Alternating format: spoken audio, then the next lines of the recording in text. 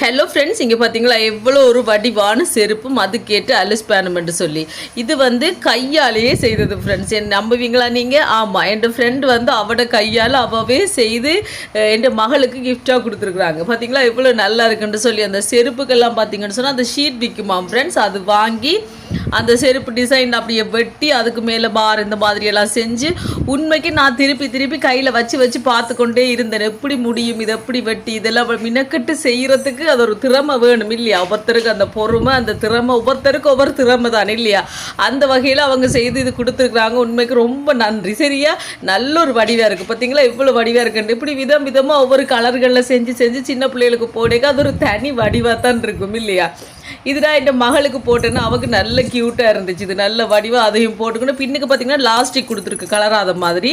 சுண்மைக்கு செம்மையாக இருக்குது. ரொம்ப நன்றி. வீடியோ பிடிச்சிருந்தா மறக்காம சேனலை சப்ஸ்கிரைப் பண்ணுங்கள்.